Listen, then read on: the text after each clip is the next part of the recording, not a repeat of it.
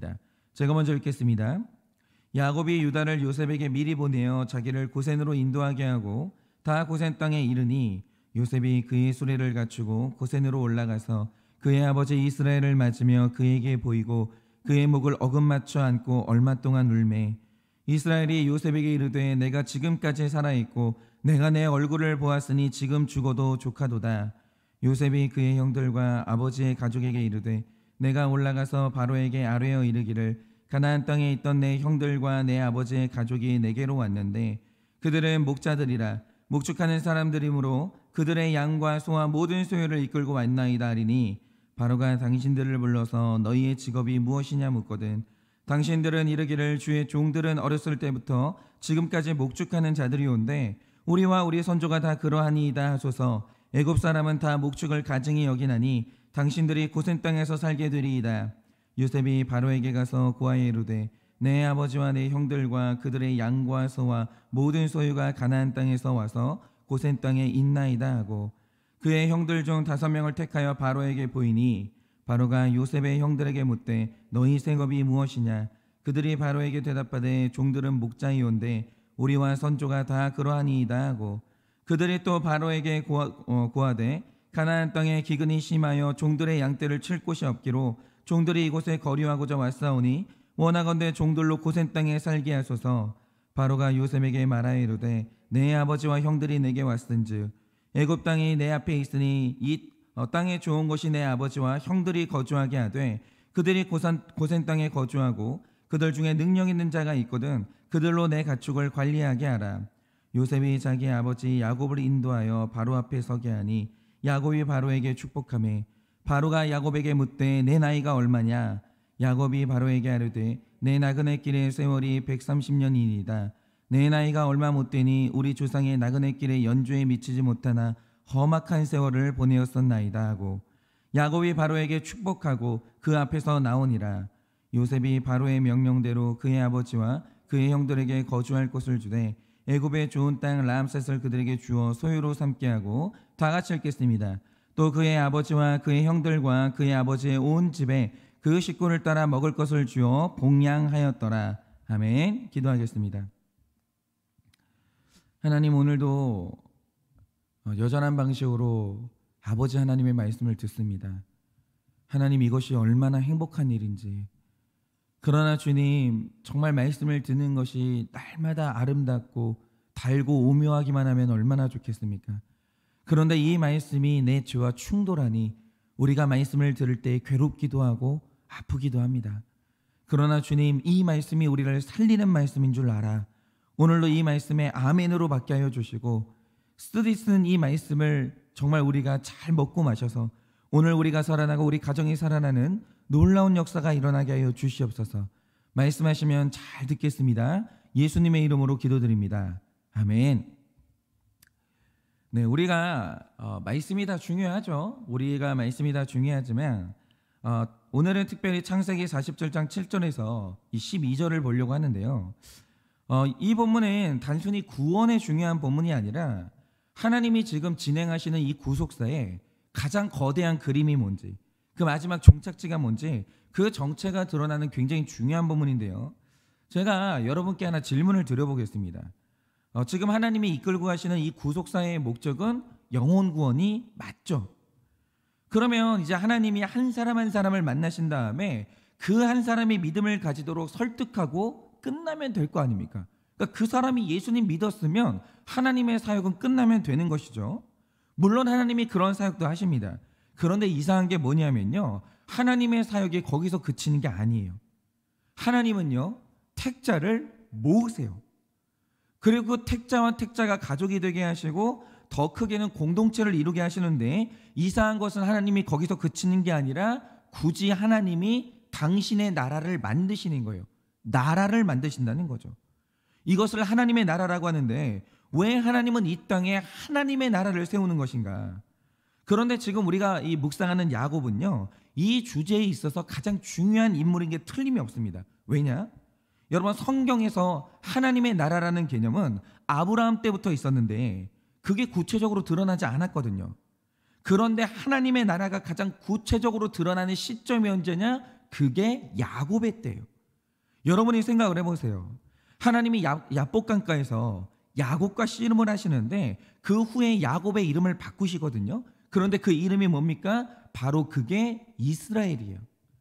그러니까 성경에서 하나님 나라의 이름이 가장 처음 등장을 하는데 그게 야곱을 통해 나타나는 거예요. 그래서 야곱을 보고 있으면요, 하나님이 세우시는 나라의 본질이 뭔지 그게 야곱의 인생을 통해서 나타나는 겁니다. 그래서 오늘은 야곱을 통해 하나님 나라의 본질이 뭔지 이것을 좀 묵상하고자 하는데요. 예전에 제가 봤던 책 중에 전쟁을 통해 본 역사라는 책이 있습니다. 그런데 그 책을 보면 굉장히 재미있는 관점을 얻게 되는데, 역사를 보면요, 수많은 나라들이 큰 꿈을 안고 일어납니다. 그런데 이 역사의 법칙이 뭔지 아십니까? 나라라는 것은 언제나 망해요. 나라는 그럴 수밖에 없는 거예요. 여러분, 국가는요, 유통기한이 있습니다. 영원히 존재했던 나라는 역사 위에 없는 거예요. 그런데 또 재미있는 게 뭐냐면 나라는 망해요. 망하는데 한 나라가 망하잖아요. 그럼 다른 사람이 나타나서 또 나라를 세워요. 그리고 시간이 지나면 그 나라가 망합니다. 그러면 나라라는 게요, 또다시 세워요, 누군가가. 그러니까 이게 법칙인데, 그러니까 망하면 세우고 망하면 세우고, 이게 반복이 되는 게 역사라는 거죠. 그런데 이 역사의 흐름을 통해서 우리가 알 수 있는 중요한 인간의 본성이 하나 있어요. 그게 뭐냐면 사람은 누구나 왕이 되고 싶어요. 그 욕망을 가지고 있습니다. 그래서 나라가 필요한 거예요. 여러분, 나라를 세우는 이 왕이 안 없어진 이유가 뭐냐? 우리는 다 왕이 되고 싶은 거예요. 그래서 가정이든 직장이든 교회든 내 나라가 필요한 것인데, 직장에서 왕이 되려는 사람이 있고, 가정에서 왕이 되려고 하는 사람이 있고, 교회에서 왕이 되려고 하는 사람이 있어요. 그런데 중요한 건 뭐냐? 문제는 죄인들이 되고 싶은 왕, 죄인들이 세우고 싶은 나라가 언제나 똑같다라는 거죠. 그 이름이 뭐냐면 바로 그게 제국이에요. 여러분도 제국이라는 말을 많이 들어보셨을 텐데, 여러분, 제국이라는 말의 본질이 뭡니까? 그거는 이렇게 설명하시면 되는 거예요. 우리 몸을 구성하는 게 세포인데, 이 세포는 굉장히 중요한 질서를 유지하고 살거든요. 그게 뭐냐? 우리 몸에 음식을 통해서 영양분이 들어오잖아요. 이때 정상적인 세포라는 것은 욕심이 없어요. 일단 정상적인 세포는 내가 먹죠. 내가 먹는데 내가 필요한 만큼만 먹어요. 그리고 나머지는 남들을 살리기 위해서 나눠요. 여러분, 정상적인 세포는 잘 먹습니다. 근데 동시에 잘 나눠요.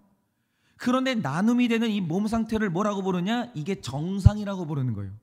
여러분, 정상인 인간, 정상인 세포는 나눠요. 안 그런 경우가 없어요. 그런데 어느 날 우리 몸에 영양분을 독식하는 세포가 나타날 때가 있거든요. 그러니까 들어오는 영양분을 전부 자기가 빨아들이는 거예요. 그리고 내가 혼자 비대하게 커지는 거죠. 그러면 어떤 일이 일어나겠습니까? 그 주변의 세포들이 싹 다 굶어 죽어요. 굶어 죽는 거예요.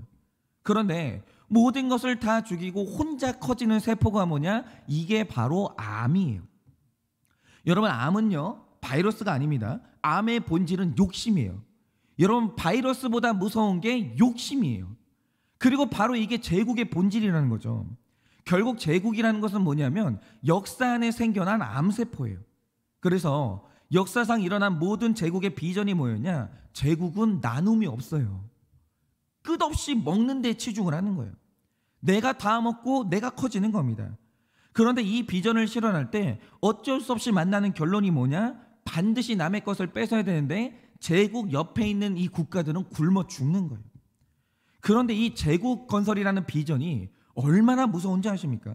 여러분, 제가 실제로 후진국이라는 곳에서 살아봤는데 그곳에 살면서 선진국과 후진국의 차이를 제대로 봤어요. 여러분, 일단 선진국의 차이는, 이 중요한 차이가 뭐냐면 그곳의 부자들은 노블리스 오블리주라는 이 정신이 살아있어요. 다시 말해, 내가 다 갖는 것에 대한 굉장한 부담감이 있고 나눠야 된다는 것에 대한 의무감이 있는 거예요. 그런데 후진국의 특징이 뭐냐? 예를 들어서 제가 아는 어떤 나라는 그 나라를 쥐고 흔드는 4개의 가문이 있는데 겨우 4개 가문이 그 나라 국토의 전체를 소유해, 거의 전체를. 그러니까 우리가 아침부터 저녁까지 열심히 걷는다고 해도 한 사람이 가진 땅의 100분의 1을 못 밟아요. 어마어마하게 넓은 거예요. 여러분 우리나라 삼성이요. 여러분 이 사람들이 가진 재산에 비하면 아무것도 아닙니다. 이 사람들은요. 세상에 좋다는 건 다 가지고 있어요. 다. 그럼 나머지 93%의 이 서민들이 어떻게 사는가?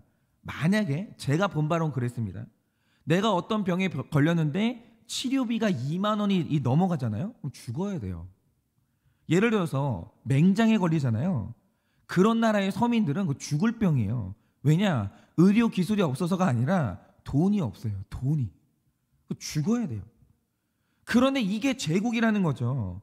여러분 역사에 제국이 하나만 세워지면 그 세대가 피폐해지고 나라의 리더가 제국을 꿈꾸면 그 나라가 피폐해지고 가족 중에 왕이 한 명 생기잖아요.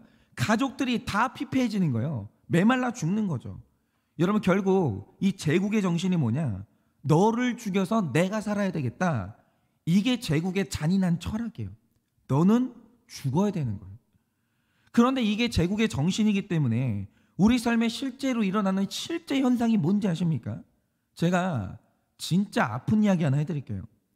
예전에 우리 사회에 우리 사회를 떠들썩하게 만들었던 이슈가 하나 있었거든요. 한때 부유한 지역의 아파트 주민들이요, 배달하시는 분들 있죠. 뭐 우유 배달, 치킨 배달 이런 거. 이렇게 배달하시는 분들 엘리베이터를 못 타게 했어요. 왜냐? 그 사람들이 엘리베이터를 타는 바람에 내가 관리비를 더 낸다는 거예요. 근데 이게 빈민가 이야기가 아니고 부유층 이야기예요. 아니 그래가지고 관리비를 얼마를 더 내는지 모르겠는데 내가 손해보는 게 너무 싫어서 우유 박스 드신 분들을요 20층까지 걸어오게 하는 거예요. 그런데 여기에서 정말 슬픈 게 뭐냐? 제가 당시에 아침마다 청취율이 정말 높은 시사 라디오를 들었는데 거기에 이 문제로 강남에서 우유 배달을 하시는 아주머니를 인터뷰한 거예요. 그런데 이 아주머니가 50대인데 이 우유 배달하느라 얼마나 고생을 했는지 무릎에 물이 차는 게 아니라 무릎에 피가 차는 분이. 그런데 자녀들을 공부시켜야 되고 내가 살아야 되니까 어쩔 수 없이 이 일을 하는 거죠. 절뚝거리면서. 그런데 어느 날도 이게 배달하려고 엘리베이터를 왔더니 승강기를 못하게 하는 거예요. 주민 외에는. 그러면 무릎에 피가 차는 이 아주머니가 어떻게 일을 해요? 그래서 이 아주머니가 그날부터 한 게 뭐냐? 주민들한테 안 들키려고 새벽에 진짜 일찍 나와가지고 몰래 승강기를 타고 일을 하신 거예요. 그런데 이 아주머니가 새벽에 몰래 일을 하다가 복병을 만난 거예요. 그게 누구냐? 새벽에 배달 일을 하다가 새벽 예배 가려고 나오는 기독교인들을 만나는 거예요. 그런데 어떤 일이 일어났냐? 젊은 성도가요, 나이 드신 배달원을 세워놓고 훈계를 하는데 당신 이거 전기세 내고 타는 거냐고, 혹시 승강기 타지 말라는 한글을 못 읽는 거냐고, 당신 사장 전화번호 대라고 난리가 난대요. 그럼 그 아주머니는요 젊은 사람 앞에서 싹싹 비는 거예요. 죄송합니다, 죄송합니다. 그 말만 하는 거예요. 그렇게 한바탕을 하고 그 새벽에 성경책을 들고 그분은 예배하러 가는 거예요. 한마디로 이 아주머니한테 제일 재수 없는 날이 언제인 줄 아십니까? 새벽 예배 가는 신자 만나는 날이에요. 그날은 난리가 나는 거예요. 그런데 여러분 이 내용이요 청취율 1위 라디오 방송을 타고 그날 전국에 성출이 된 거예요. 전국에. 그러니까 보세요. 이 인터뷰를 하신 분이 새벽에 나가시는 성도님들을 만나가지고 상처를 받는 거예요. 이유가 뭡니까? 그 성도가 하나님을 안 믿기 때문이 아니에요. 그분은 하나님을 믿고 기도도 열심히 해요. 그런데 비전이 완전히 망가진 거예요. 인생의 목적이 완전히 비틀어진 거예요. 내가 예수를 믿었어도 세우고 싶은 나라가 제국이니까 삶이 이렇게 사라지는 거예요. 손해보고는 못 살겠는 거예요. 비전이 틀어지니까. 여러분, 제국 건설이 꿈인 목회자, 제국 건설이 꿈인 성도, 이런 사람들은요 절대로 교회를 못 세워요. 결국 그들은 십자가를 꽂아놓고 제국을 세우고야 말아요. 그리고 누군가를 고통스럽게 하는 거예요. 그리고 그 교회 안에서 예배하는 게 아니라 전부 다 영적인 힘을 빌려가지고 성공하겠다고 전쟁들을 하는 겁니다. 그런데 이 제국 건설이 절대 대다수의 사람들의 비전이고 다들 사실은 본질상 이 제국을 이루려고 애들 교육시키고 나조차 발버둥을 치는 거예요. 내가 경쟁에서 이기겠다 이거죠. 그런데 만약 이게 역사의 끝이라면 역사는요 진작 파탄났습니다. 여러분, 우리가 몇 번의 세계 전쟁을 겪었습니까?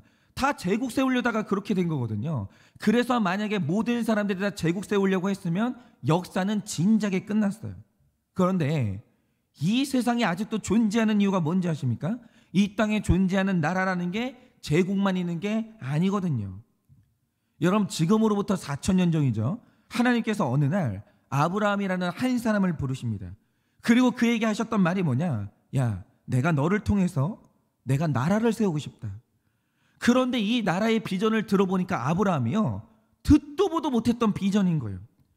여러분, 제가 아까 제국의 비전을 뭐라고 불렀죠? 너를 죽여서라도 내가 살아야 되겠다. 이게 모든 나라의 비전이거든요. 이거는 그 당시의 상식이었어요. 그런데 이렇게 악한 나라에 대한 대답으로 하나님도 나라를 세우셨는데 하나님 나라의 비전이 정반대인 거예요. 여러분, 창세기 12장 2절 3절에 그 나라의 비전을 이렇게 기록하고 있습니다. 내가 너로 큰 민족을 이루고 너한테 복을 줘서 너의 이름을 창대하게 하리니 너는 복이 될지라. 너를 축복하는 자에게는 내가 복을 내리고 너를 저주하는 자에게는 내가 저주하리니 땅의 모든 족속이 너로 말미암아 복을 얻을 것이니라. 이렇게 말해요. 여러분, 이 말씀에 나와 있는 하나님 나라의 비전이 뭡니까? 나를 통해서 네가 복을 받는 나라, 나를 만나서 네가 사는 나라. 여러분, 이런 나라를 세우시겠다는 건데 이 나라의 이름이 뭐냐면 이게 바로 제사장 나라예요. 여러분, 이 나라의 주인은 왕이 아니에요. 이 나라를 지탱하고 있는 사람들은 제사장이에요. 이게 본질이 완전히 다른 거예요. 여러분, 어떤 가정에 왕이 되고 싶은 사람들이 있냐, 제사장이 되고 싶은 사람들이 있냐, 가정의 본질이 완전히 달라지는 겁니다. 여러분, 교회의 중심이 제사장입니까? 왕입니까? 그 목회자가 어떤 결단을 하냐에 따라서 그 교회의 본질이 완전히 달라지는 거예요. 여러분, 저는 이런 게 바로 비전이라고 생각합니다. 뭐 좋은 직장 들어가라, 돈을 많이 벌어라, 이런 메마른 말이 아니라 사람의 머릿속을 완전히 송두리째 바꿔버리는 한마디, 새로운 세계에 눈이 열리는 한마디. 저는 이게 진짜 비전이라고 생각을 하거든요. 여러분, 하나님께서 아브라함에게 찾아오기 전까지는 이런 개념의 국가가 존재를 안 했어요. 여러분, 악한 인간들이 가진 상식이 뭐냐? 아니, 내가 잘 살고 부자 될 거 아니면 아니 뭐하러 공부하고 뭐하러 수고하나? 이긴 놈은 다 갖는 것이고 지는 놈은 죽는 게 상식이야. 이게 죄인들의 상식이었어요. 그리고 여러분, 가정을 보세요. 옛날의 가정의 형태가 어땠는 줄 아십니까? 아내들이 피눈물을 흘리면서 가슴을 치든 말든 남자들은 자기 쾌락을 위해서 사는 거예요. 남자들이 왕인 거예요. 여러분, 옛날에 가정에 제사장이 없었습니다. 전부 다 왕밖에 없는 거예요. 왕밖에. 자녀들은 상처 입고 아내들은 가슴을 치고 남자들은 쾌락을 누리고 사는 거예요. 전부 다 그랬다니까요. 그런데 어느 날 선하신 여호와 하나님이 아브라함을 찾아왔어요. 그리고 그 사람 안에서 그날 그걸 뒤집어 버린 거예요. 남의 것 빼앗아서 내배 채우는 제국이 아니라 나를 통해 땅의 모든 족속이 복을 받는 제사장 나라를 우리 세우자는 거예요. 그리고 아브라함에게 한 말이 뭐냐? 너 왕 되지 말고 제사장 되라, 이러신 거예요. 그래서 부름받은 택자들은 전부 다 제사장의 역할을 감당했고 그래서 역사가 지금까지 버티고 있는 거예요. 그러니 신결혼이 뭐냐? 여러분, 신결혼은 왕과 왕이 결혼하는 게 아니에요. 신결혼의 본질이 뭐냐? 제사장과 제사장이 결혼하는 거예요. 그게 본질이에요. 어떻게 이게 같냐 이거죠. 여러분, 그래서 우리는 절대로 불신결혼을 할 수가 없는 거예요. 여러분, 바로 이게 오늘 말씀의 핵심인데, 우리가 그동안 묵상한 젊은 시절의 야곱이 어떤 사람이었습니까? 자기가 살기 위해서는 싹 다 이기는 거예요. 누구와도 경쟁을 하는데 심지어 그 경쟁의 대상은 아버지도 될 수 있고 형도 될 수 있는 거예요. 삼촌 라반도 되는 거예요. 그리고 내가 이길 수만 있다면 아버지한테 거짓말해서 속일 수도 있고 내가 장자권을 가질 수 있다면 형이 피눈물을 흘려도 아무 상관이 없는 사람이에요. 그게 야곱이에요. 다시 말해, 야곱이 처음에 꿨던 꿈은 뭐냐? 왕이 되고 싶었어요. 그는 왕이 되고 싶었다 이거죠. 그런데 야곱은 택자기 때문에 그런 꿈을 가지고 살도록 하나님이 내버려 둘 수는 없는 거예요. 택자는 그런 거예요. 그래서 하나님이 야곱을 연단하기 시작했는데 제국의 본질은 욕심이거든요. 그런데 이상한 게 뭐냐? 야곱이 왕이 되려고 욕심을 부리는데, 욕심을 부리면 부릴수록 커지고 강해지는 게 아니라 약해지고 아파지는 거예요. 예를 들어서 하나님이 처음에 야곱에게 주신 아내는 레아였거든요. 그런데 야곱이요, 만족을 못해요. 그래서 라헬까지 전부 가져요. 그런데 전부 가진 결과가 뭐냐? 정말 사람 미치게 만드는 가정 불화가 끝없이 일어나는 거예요. 여러분, 택자는요, 욕심내면 반드시 아파요. 그러니까 우리 가정에 아픈 사람 나타나잖아요. 거기에 욕심이 있다는 증거예요. 여러분, 택자는 욕심내면 반드시 탈나요. 그리고 그가 가나안 땅에서 돌아오던 날, 그가 돌아가야 될 곳은 베델이었거든요. 그런데 야곱이 자기 양떼와 소떼를 불리기 위해서 세겜에 정착합니다.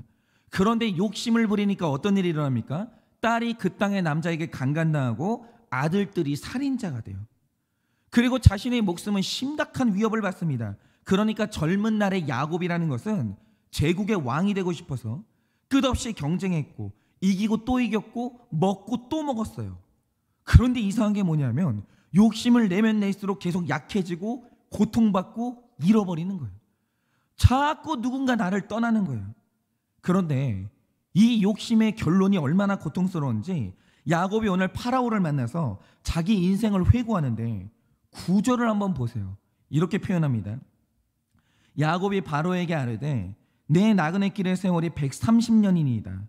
내 나이가 얼마 못 되니 우리 조상의 나그네 길의 연조에 미치지 못하나 내가 험악한 세월을 보냈나이다.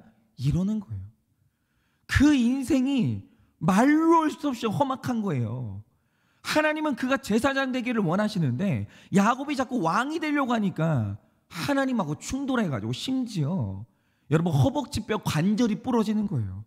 얼마나 험악했는지 모릅니다. 그러니까 보세요. 야곱이 자기 인생을 쭉 뒤돌아봤는데 행복한 순간은 얼마 없고 끔찍한 고통밖에 없는 거예요. 그런데 오늘 우리가 이 본문을 유심히 봐야 되는 이유가 뭐냐? 만약 이 고통이 야곱 안에서 통증으로만 남았다면 야곱은 독해져야 되고요, 우울증이 깊어야 되고 악해지는 게 맞거든요. 그런데 보세요. 야곱이 험악한 인생을 보냈거든요. 그런데 중요한 건 내가 겪은 이 험악한 인생의 원인이 뭐냐라는 거예요. 야곱이 말년에 이걸 해석하는 거예요. 여러분, 우리가 오늘 본문을 통해서 유추할 수 있는 게 뭐냐면 야곱은 내 험악한 인생의 원인이 내 욕심이었다는 걸 깨달았어요. 하나님은 날더러 복 그 자체가 되라고 부르셨고 이 복을 세상에 나눠주는 이 존재가 되라고 부르셨거든요. 그런데 요나가 그랬던 것처럼 야곱이 욕심을 포기하지 못하니까 부름받은 방향하고 정반대로 가는 거예요. 바로 이겁니다. 욕심이 왜 죄인 줄 아십니까? 욕심이 있는 사람은 하나님하고 같은 방향으로 못 가요. 왜냐? 하나님 안에 욕심이 없거든요. 여러분, 욕심이 있는 사람은 반드시 하나님하고 정반대 방향을 가게 되어 있어요. 근데 반대 방향으로 가면 거기서 만나는 게 뭐냐? 광풍을 만나는 거예요. 마찬가지로 야곱이 욕심 때문에 하나님하고 정반대 길을 가니까 험악한 세월을 겪는 거예요. 그런데 여러분이 야곱의 스토리를 쭉 보세요. 야곱이 요셉을 잃고 20년 동안 죽음 같은 세월을 보냈거든요. 그런데 야곱이 죽어 지냈던 20년 동안 어떤 일이 일어납니까? 내가 죽으니까 이집트가 하나님을 믿는 내 아들 요셉을 만났어요. 그리고 흉년에 먹을 것이 있는 복을 누리는 거예요. 그런데 이집트가 요셉을 만나서 복을 받으려면 반드시 있어야 되는 일이 뭐냐? 사랑하는 아들 요셉이 나를 떠나는 죽음을 통과해야 돼요. 내가 내려놔야 돼요. 내가 내 아들 요셉을 내려놓지 못하면 이집트가 복을 받을 수가 없는 거예요. 내려놔야 되는 거예요. 여러분, 바로 이게 복음인데, 복음은요, 내가 죽고 내가 내려놔야 상대가 살아나고 복을 받거든요. 여러분, 제사장은 뭐 하는 사람이냐? 내려놓는 사람이에요. 떠나보내는 사람이에요. 내가 죽는 사람이에요. 그래서 나를 통해 수많은 사람이 복을 받는 거죠. 그런데 야곱이요, 지금까지의 사건을 겪으면서 이 원리를 깨달아요. 만약에 내가 이 요셉을 쥐고 절대 내려놓지 않았잖아요. 다 굶어 죽는 거예요, 다. 그런데 억지로 하나님이 이 요셉을 내려놓게 했어요. 요셉이 나를 떠났죠. 그랬더니 우리가 다 사는 거예요. 천하 만민이 복을 받는데 이 흉년에요, 애굽과 우리 국민들이 먹을 것이 풍부한 거예요. 그래서 야곱은요, 험악한 130년의 세월을 겪은 다음에 욕심으로 살았던 자신의 삶을 회개하는데, 회개했다는 강력한 증거가 뭡니까? 7절을 보면 야곱이 파라오를 만나자마자 제일 먼저 그를 축복해요. 복 받으라고. 그리고 10절을 보면 헤어질 때 다시 한번 축복하거든요. 그런데 이게 왜 감격이냐면 바로 오늘 본문이요, 야곱이 다른 사람 잘 되라고 축복을 빌어준 첫 번째 장면이에요. 여러분이 보세요, 성경을. 야곱이 다른 사람 축복한 적이 있는 것 같으십니까? 없습니다. 단 한 번도 축복을 안 해줘요. 내가 잘 돼야 되기 때문에. 그런데 오늘 야곱이 130년 만에 보여주는 모습이 뭐냐? 내가 아니라 남이 잘 되라고 그를 2번이나 축복해줘요. 그런데 한 번 축복이 아니라 2번 축복했다는 말의 뜻이 뭐냐? 이 마음에 축복을 하는데 아낌이 없는 거예요. 더 받고 더 받고 더 받기를 원하는 거예요. 네가 정말 잘 되기를 원하는 거예요. 여러분, 바로 이겁니다. 오늘 야곱이 그의 인생을 통틀어서 마지막에 보여주는 게 뭐냐? 택자는 제사장으로 부름받았지 왕으로 부름받은 게 아니에요. 여러분, 이게 뒤집어져야 되는 거예요. 그런데 여러분, 제사장의 사명이 뭡니까? 내가 죽고 남을 살리는 게 제사장이고, 제사장은 반드시 내려놔야 돼요. 다 갖고 싶잖아요. 제사장이 못 되는 거예요. 여러분, 그 사명을 선명하게 보여주신 분이 우리의 대제사장 되시는 예수님이에요. 그런데 오늘 야곱이 인생에서 처음으로 남이 잘 되도록 축복을 빌어주는데, 이 말 뜻이 뭐냐? 야곱이 그 험악한 130년 만에 왕의 자리를 포기하고 제사장으로 변화된 거예요. 여러분, 바로 이겁니다. 택자라는 존재는요, 왕으로 부름받은 존재가 아니에요. 왕이 되고 싶으시면 그리스도인 되면 안 됩니다. 택자는 욕심을 내면 낼수록 커지고 강해지는 게 아니라 약해지고 고통받아요. 왜냐? 욕심은 내가 부름받은 본질과 충돌하거든요. 그게 바로 여러분이 서 있는 그 영적인 땅의 본질이에요. 여러분, 우리가 택자로 부름받았을 때 여러분은 제사장이지 왕이 못 돼요. 여러분이 끝내 왕의 자리를 못 내려놓겠다, 여러분은 험악한 130년을 살아야 되는 거예요. 그런데 택자가 제사장이 되어서 남을 살리기 위해 죽음의 두려움을 무릅쓰고 하나님이 계신 지성소로 나아가면 그게 나도 살리고 남도 살리고 우리 모두를 살리는 거예요. 내려놔야 돼요. 그게 뭐가 됐든지 간에 내려놔야 돼요. 내려놓지 않고도 하나님 뜻대로 살 수 있냐? 그렇게는 죄송한데 안 됩니다. 죄송하지만 다 움켜쥐고 하나님 뜻대로는 못 살아요. 절대로 그렇게 안 됩니다. 그래서 만약 택자 되신 여러분들이 험악한 고통을 겪고 있다, 그러면 저는 그 원인이 뭔지 너무 정확하게 알아요. 여러분이 지금 축복하며 사는 게 아니라 욕심내고 있는 거예요. 그러니까 험악한 세월을 걷고 있는 겁니다. 그러니 여러분이 그 고통에서 벗어나려면 당장에 그 욕심을 내려놔야 돼요. 내려놔야 돼요. 그리고 내 가정, 내 직장, 내 교회의 왕이 아니라 제사장으로 변신하셔야 돼요.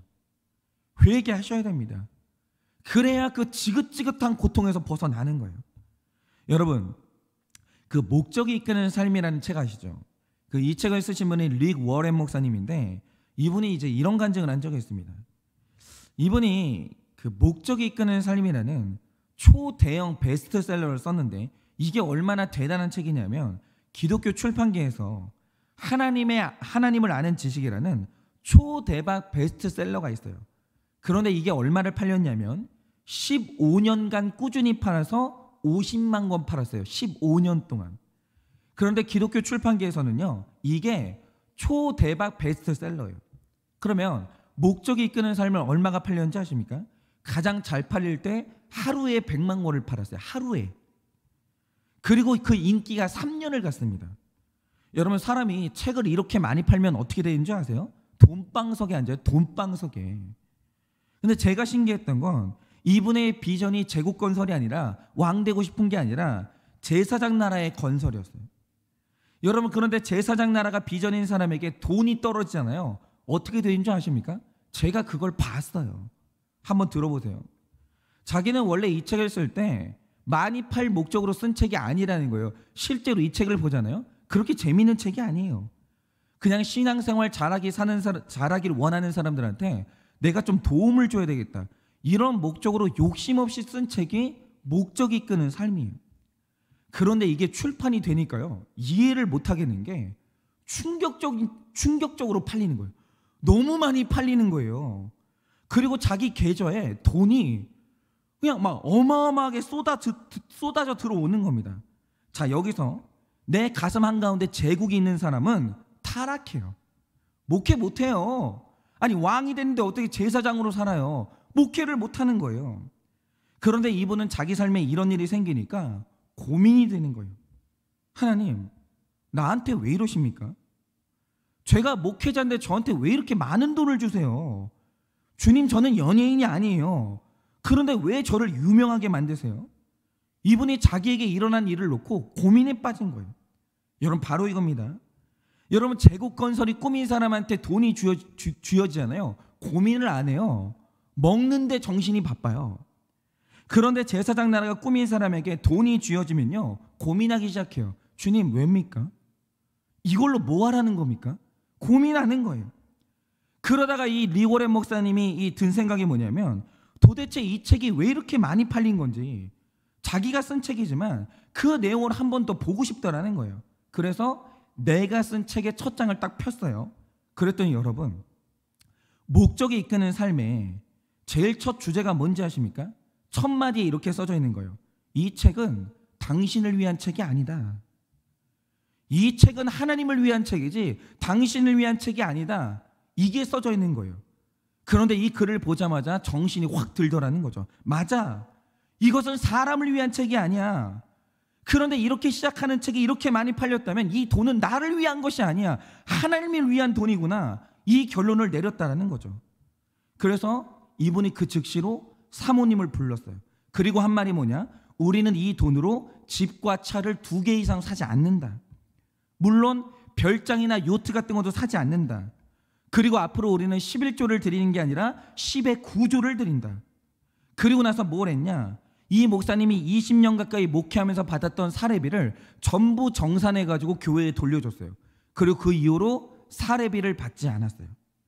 그런데 그게 이제 문제가 뭐냐면, 이렇게 했는데도 돈이 많은 거예요. 그래서 뭘 했냐? 비행기 하나를 전세 내고 팀을 꾸려가지고 목적이 회복되는 삶을 살라고 전 세계를 투어하면서 설교를 하는 거예요. 그리고 가는 곳마다 분열된 기독교 교단의 지도자들을 만나가지고 화해를 시키는 거예요. 교회가 분열되면 되겠냐? 화해하시라고. 거기에다 돈을 쓰는 거예요. 그런데도 돈이 남는 거예요. 그래서 이분이 아프리카를 돕는 재단을 만들었어요. 여러분, 저는요, 한 사람이 제사장 나라의 비전을 품을 때 어떤 일이 일어났는지를 본 거예요. 끊임없이 섬기는 거예요. 끊임없이. 정말 한 사람을 통해서 천하 만민이 회복되고 천하 만민이 복을 받는 거예요. 그런데 리고렌 목사님이 이런 간증을 하면서 하신 말씀이 있다라는 거죠. 그게 뭐냐? 여러분, 모세가 어느 날 40년 동안 광야에서 살다가 하나님께 비전을 받았어요. 그런데 하나님께서 모세를 만나자마자 했던 질문이 뭐냐? 지금 네 손에 뭐가 있냐? 그거 먼저 물어보시는 거예요. 너 뭐 가지고 있냐? 그런데 이때 모세가 가지고 있었던 유일한 게 뭐냐?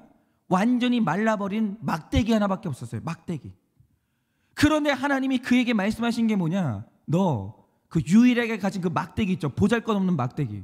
너 그거 내려놔라. 너 그거 내려놓으라는 거예요.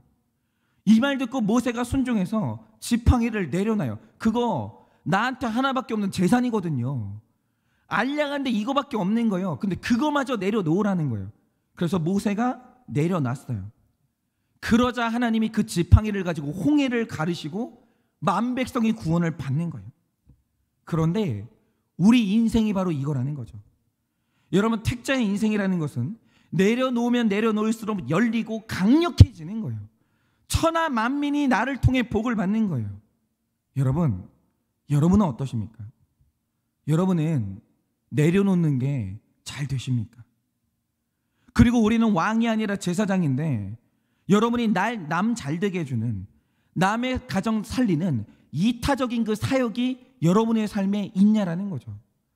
그래서 저희가 목장을 할 때 지금 하는 게 뭐냐면 목장에서 한 사람씩 돌아가면서 식사를 대접하게 하거든요. 그러니까 이유가 뭐냐면 여러분 우리가 살려면 구조를 만들어야 되는데 한일교회에서 만들고자 하는 구조가 뭐냐면 한일교회는 한 사람의 한 가지는 남을 살리는 이타적인 사역을 해야 되는 거예요. 남을 위해 내려놓는 사역을 해야 되는 거예요. 근데 그게 의지로 안 되고 구조가 그렇게 돼야 돼요. 구조가. 왜냐하면 그래야 내가 살아요. 내려놓고 이타적으로 살아야 나도 살고 남도 사는 거예요. 그게 우리가 부름받은 본질이라는 거죠. 여러분 바라기는 이제는 다들 왕의 자리를 내놓으세요. 왕 되고 싶은 그 욕구 있잖아요. 내려놓으세요. 제발. 그거 내려놓지 않는 한 여러분은 험악한 130년의 인생을 살아야 되는 거예요. 이제는 여러분 우리 죽는 그날까지 제사장으로 섬기면서 부름받은 내 인생의 목적을 회복하고 진작에 받았어야 되는 하나님의 축복을 다 받아 누리는 여러분 되시기를 예수님의 이름으로 축원합니다. 이 시간에 우리 다 같이 기도할 텐데요. 여러분 두 가지를 놓고 좀 기도해 보세요. 여러분은 왕이 되고 싶으세요? 제사장이 되고 싶으세요?